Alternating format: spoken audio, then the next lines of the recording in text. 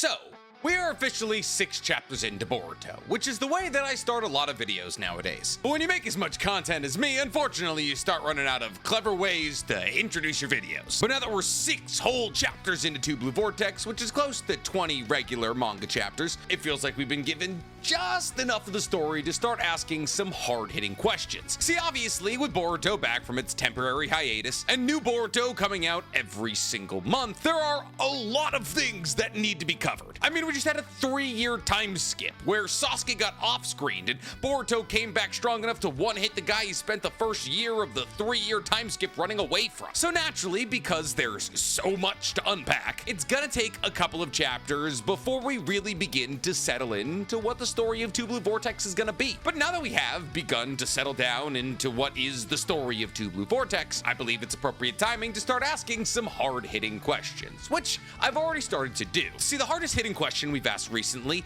is, how is Sakura gonna get strong enough to hang with the boys? And if she's not gonna get strong enough to hang with the boys, is she gonna get stronger at all? We've also begun to ascertain as to whether or not Mitsuki is truly affected by omnipotence or is just pretending to be affected by omnipotence so he can operate as a spy amongst Kawaki's ranks, all without the detection of Ada. But now, as I feel as though the floodgates of Two Blue Vortex are wide open, that is to say that the plot of Two Blue Vortex has become rather obvious. Shinju want to eat the important characters, we gotta get Naruto and Sasuke back, we gotta break Ada's omnipotence, and maybe we get Kawaki out of Konoha. I feel like I can finally start to ask some questions about where Two Blue Vortex is heading. And the question I want to ask today is a simple one.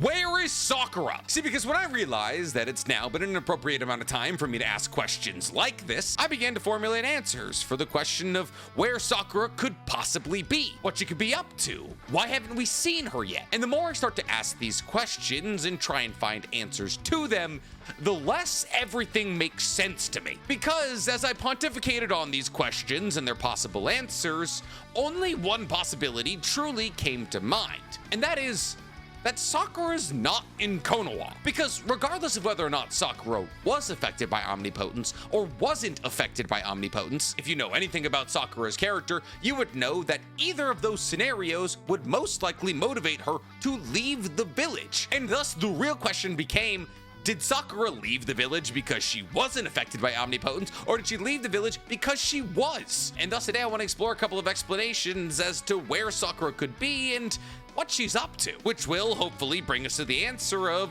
why haven't we seen her yet? Which is why today we're talking Sakura has become a rogue ninja. But before we get to talking about Sakura's motivations, let me motivate you guys to please, for me, like this video, subscribe to the page, and hit that noti bell. And if you guys like the idea of me doing deep dives on what's going on in the heads of your favorite anime and manga characters, then you're gonna love my other channel, The Weeb Commander, where instead of talking about Naruto and Boruto, I talk all other anime and manga. And if you just like the idea of me talking about anime and manga, then you're gonna love my anime podcast, Who Talk is Anonymous, where me and Danny Mata break down everything that happened in anime and manga this week. It's available on YouTube, Spotify, and Apple Podcasts. Or if you just want to look like somebody who keeps up with all things anime and manga, go ahead and meander into my merch store, talkersanonymous.net, where you can pick up some of the greatest anime t-shirts, sweatshirts, sticker packs known to man. But before we get into all that, guys, today I want to talk about a brand new sponsor to the page, Warby Parker. See, as you guys know, I wear glasses. They're not prescription, they're blue light. Yes, I can see, but I don't love these glasses. They're a sake of convenience. They were $8. And so I'm always looking for better quality, better looking glasses. And genuinely, I feel as though every single time I find a pair of glasses I really like, they're several $100s, and I feel like the quality's not up to par. Well, fortunately, Warby Parker has walked into my life. See, when it comes down to all things eyeballs, Warby Parker's got you covered. Whether you need blue lights, contact lenses, sunglasses, Warby Parker is there for you. And genuinely, it's never been easier to get a pair of Warby Parkers that you love. Because Warby Parker has a free home try-on program that allows you to select 5 pairs of glasses to try on at home and see if you like the way they look. And today, I want to walk you through a couple of my selections. See, Warby Parker knows that every single one of us has a beautiful and unique face. And before you jump in with a brand new new set of glasses, you should see what they look like on that beautiful and unique face. You can see if you want to go for a thicker rim than usual, and trust me when I say these are much more high quality than the ones I was previously wearing. You can see if you want to go for a thinner, more wiry, maybe more educated frame than you had prior. One of these glasses might look as though they're too thin and they might feel cheap. Trust me when I tell you, I have the utmost confidence in the structural integrity of these frames right here. And maybe, just maybe, you've worn the same shape of glasses your entire life, so you want to switch up your shape a little bit and see how that would look. Let's just say, I don't mind the new shape. But here's the thing, while I crushed it in my selection, at least with the 3 pairs you've seen me put on thus far, I got a 4th pair, where I definitely did not crush it in the selection. As you can see, these are a bit small. But imagine that I fell in love with this pair and I saw it online and I ordered it for myself, only for it to arrive at my doorstep and realize, too small. That's the beauty of this try at home program. So you can try on 5 pairs of glasses that you love in the comfort of your own home, get everybody's reactions, snap a couple of pictures, see what's most popular, and then send all those pairs back to Warby Parker and order the pair that you love online. All with the confidence and the knowledge knowing that you got the best pair of glasses you possibly could have. So what are you guys waiting for? Go to warbyparker.com/nchammer and get your pair of glasses today. And then maybe, just maybe, you can look this good. Listen, I'm aware of the fact that saying that Sakura has played any substantial role in Boruto up until this point would be a stretch. Basically, the most important Sakura has ever been in Boruto was during the Uchiha arc, or during Sasuke Retsudan. As in both of these arcs, Sakura is not only the main character, but also has incredibly important and badass fights against powerful characters. And ironically, these 2 arcs take place at the beginning of the Boruto anime and very close to the end of the Boruto anime. At least so far as the end of the Boruto anime is currently existing as. However, both the Uchiha arc and Sasuke Retsudan are light novels, and therefore, while these stories might be co-written by Kishimoto, they're not written by Kishimoto, which probably explains why Sakura gets character development in them. And thus, really, the only times that Sakura ever shows up in the Boruto manga are either to tell Sarada about her absentee father, whether that be his familial background, the Sharingan, why he's not around right now, or maybe even more importantly than anything, even though Sasuke spent a lot of time salivating on Karin, they never really consummated the deal. And if Sakura's not appearing to tell Sarada about her absentee father, she's showing up to heal her absentee father, as the only thing that Sakura operates as in Boruto outside of a plot device, well, outside of a narrative plot device, is as a healing plot device. Like when she was tasked with healing Naruto and Sasuke after they got the brakes beaten off them by Ishiki/Jigen. Outside of that, nothing. She didn't go to the battle against Momoshiki, she wasn't in the battle against Ishiki and Jigen, even when all the old irrelevance of Team 12 tried to stand up against Ishiki when he came to Konoha, Sakura was never involved. She hasn't faced off against Code, and hell, for all we know, she may not even know that Ada is in the village. And therefore, since she played such a minor role in part 1 of Boruto, wouldn't it stand to reason that she would continue playing a minor role in 2 Blue Vortex, and therefore that it's not weird that we haven't seen her yet? Well, unfortunately, while that line of logic is somewhat sound, if you take even an ounce of the story of 2 Blue Vortex up until this point into consideration, it makes no sense. See, Sakura plays a minor role in Boruto because part 1 of Boruto has next to nothing to do with Sakura. The plot never really moves in her direction. I mean, sure, she could have gone off with Naruto and Sasuke to battle against Momoshiki, and it probably would have been a pretty smart choice to bring a healer to that battle, considering the fact that they were battling against a god, but that doesn't mean that technically that fight had anything to do with Sakura, and I say that because the fight had nothing to do with Sarada, and thus she wasn't involved. I mean, sure, you can make the argument that Naruto being abducted by an alien kind of has everything to do with Sakura, as she was as much a member as Team 7 as Sasuke was, but this is Kishimoto we're talking about here. The line has to be pretty direct to get Sakura involved, and therefore, if you haven't straight up tried to kill or kidnapped Sarada, Sakura's probably not getting involved. But Nick, after Naruto and Sasuke get mollywopped by Jigen the first time, wouldn't it make sense that they would want to bring a healer to the second round of that fight? Yes! That would make sense. But unfortunately for the plot, Jigen/Ishiki was only interested in Boruto or Kawaki. And thus, because Sarada wasn't involved, Sakura had no logical line to get involved. And I kind of stand by that decision. If you're not going to involve Sarada, why would you involve Sakura? Not because I think they need to be involved together, but because it's Boruto, and if you're going to involve any of the women from the Uchiha family, the one you involved should be Sarada. The ideal scenario is that they're both involved. It's not like that's not the standard we had for almost the entirety of Boruto for Sasuke and Naruto, but to assume that Sakura was going to get more screen time in Boruto when she got no screen time in Shippuden, I guess is kind of high hopes. But Two Blue Vortex is different. See, because there are currently many things that concern Sakura, and thus they lead the curious mind to ask, why hasn't she taken action on any of them? What do I mean? What from Two Blue Vortex currently should concern Sakura? Well, for one, her husband's a rogue ninja again, and also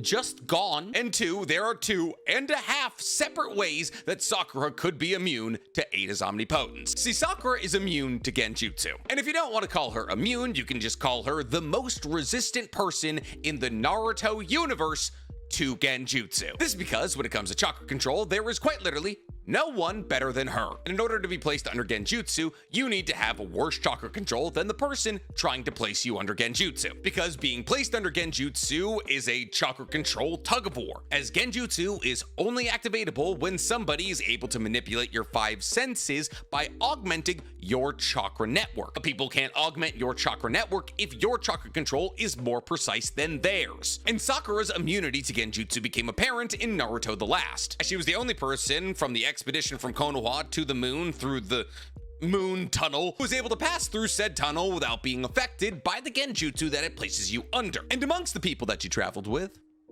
was Naruto, who was a perfect Jinchuriki to the entirety of the strongest tailed beast in the universe, Kurama. Now, for those of you who don't remember the small little rule about perfect Jinchurikis, it's that perfect Jinchurikis are immune to Genjutsu, because the second that you place a perfect Jinchuriki under Genjutsu, the tailed beast inside of them can disrupt their chakra and break them out of it. And yet, Naruto was affected by the Genjutsu in the moon tunnel, and Sakura wasn't, and thus there is absolutely an argument to be made that Sakura's resistance to Genjutsu would make her immune to omnipotence, or at least would lead her to having doubts about her augmented memories that would allow her to break out of omnipotence like Amado, Shikamaru, and Sasuke. Because, like it or not, Sakura exists in the same category of intelligence as those 3 previous listed names. But this isn't the only way that Sakura could be unaffected by omnipotence, as we subscribe to a possible theory on this page that Sakura is the inheritor of Kaguya's karma marking. That is to say that Kaguya, at the time of her death, or at the time of her sealing, depends as to whether or not you want to believe that Kaguya is still alive inside of the moon in her dimension, or if she's dead like the 4th data book says. It's up to you. Data book information isn't always the most reliable, but at the moment that Kaguya was being sealed, Sakura was in contact with her, and thus there is a possibility that Kaguya would identify that Sakura had compatibility with her, and thus would decide to place a karma marking on her. But Nick,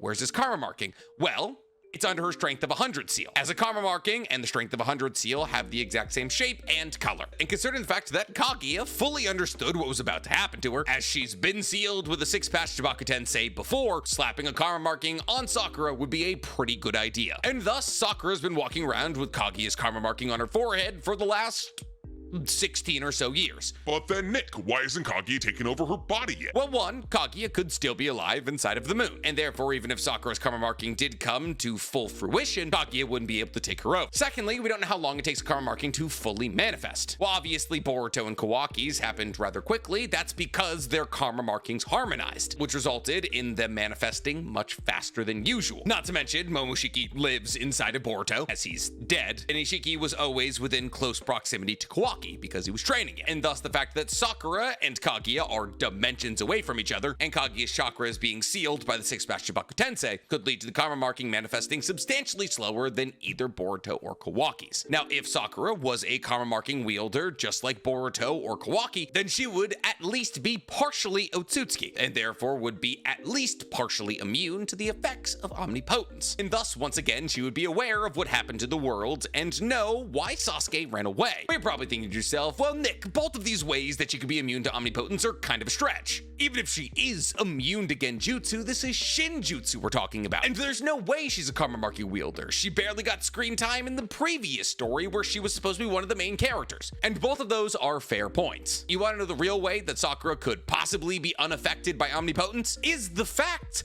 that she lives with Sarada. And if Sarada was able to break Sasuke out of the genjutsu simply by asking him to save Boruto, then how on God's green earth has she not done the same thing for Sakura yet? Because chapter 1 of Boruto opens with Sarada kicking down Shikamaru's door and telling him, hey, Boruto's a good guy. Can you imagine how often she's had that conversation with Sakura? And therefore, even if Sakura was affected by omnipotence, Sarada could come back to the house and be like, hey, Boruto and Sasuke are the good guys. And not only is that exactly what Sakura would want to hear, but also, as we know, omnipotence when it's first fired off is weaker and it strengthens over time. Tie that into the fact that Sarada's mother is a woman known for being immune to genjutsu, and therefore, even if you're like, oh, but Nick, Sarada probably didn't get to Sakura until after omnipotence had been fired off for an hour or so. I would have to respond with, so what? I think having a better resistance to genjutsu than the perfect Jinchuriki of the strongest tailed beast in the entire universe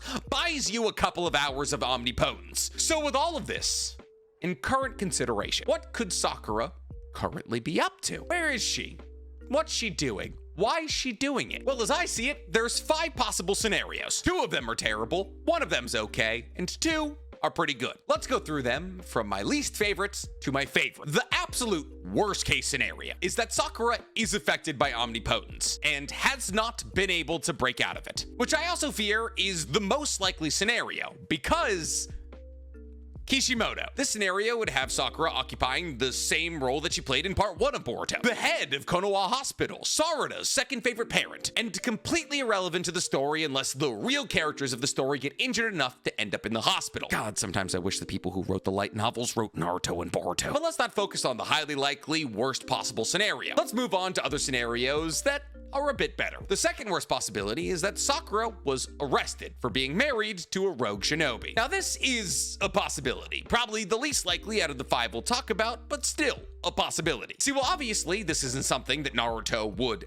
ever do. Naruto isn't in charge anymore, and this is something that Boruto Shikamaru would do. Now, as to why he would do it, that is kind of up in the air. See, he would do it for one of 2 reasons. Either in order to make sure that she doesn't go after Sasuke to either kill him or join him, or 2, because Sakura being married to Sasuke, who just colluded in the murder of Naruto, makes her a highly suspicious person within the confines of Konoha. And thus Shikamaru could say, you're his wife. How did you not know that he was colluding to kill the Hokage? And since killing the Hokage, and the most important Hokage since Hashirama, would be a pretty big crime, it would make sense that Konoha would want to see at least one person end up in jail for it. The third possibility is that Sakura is affected by omnipotence, but still chose to leave the village, to either bring Sasuke back to the village to stand trial for his crimes, or to kill Sasuke for killing Naruto, because as his wife, she feels partially responsible for him going rogue once again. And as we all know, Sakura did, at least temporarily, once steal her nerves long enough to hype herself up into believing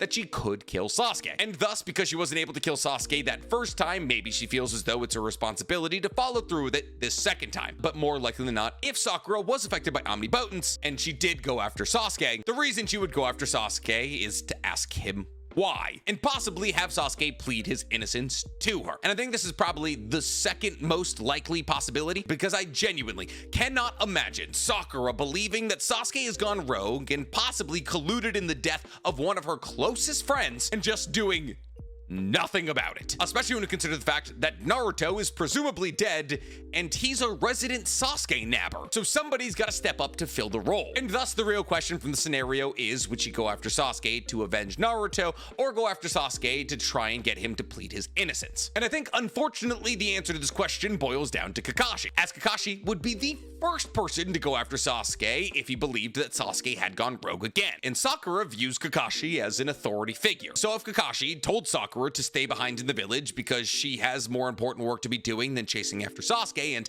he doesn't, then I could see her staying in Konoha and hoping that Kakashi figures it out. Because objectively, Kakashi as a former Hokage's role just kind of boils down into advising Shikamaru/Naruto and going to the hot springs with his husband, my guy. So while I believe this is the second most likely scenario, it's okay to me. It sits right in the middle of the 5 scenarios we're going to be talking about. But my second favorite possibility is that Sakura isn't affected by omnipotence, and therefore she left the village to either assist Sasuke or to show him that he's unaffected, and therefore that he has an ally within the walls of Konoha. And possibly because she's unaffected, she would try to plead with Sasuke to come back to Konoha to plead his innocence to everyone there. Because if Sakura could be unaffected, other people might be unaffected as well. But you see, here's the thing with this possible scenario. While I understand for all intents and purposes that Sakura should not be affected by omnipotence, I believe that it is much more likely that she is than that she isn't. And therefore, if she's chasing after Sasuke, it's probably because she's affected. But to see that she, like her husband and her Hokage, was able to break out of omnipotence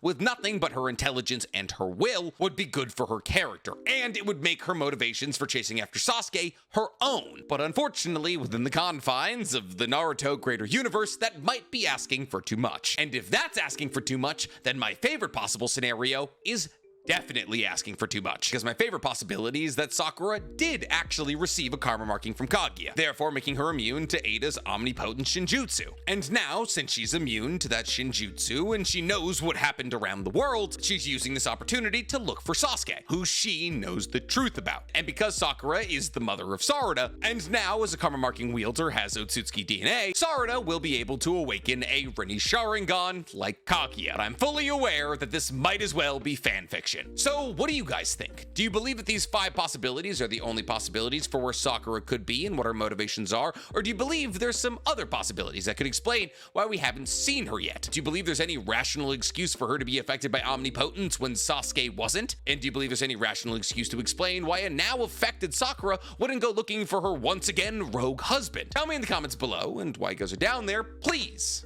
for me, like this video, subscribe to the page, and hit that noti bell. Listen, I'm so acutely aware that she's still gonna be irrelevant in Two Blue Vortex, but the cards are stacked in such a way that regardless of what happened to her during the time skip, her not going to look for Sasuke it genuinely makes no sense. Like at this point, we're just forgetting that she exists as a character, because if she exists as a character who lives with Sarada, she should be going through the same thing that Sasuke went through.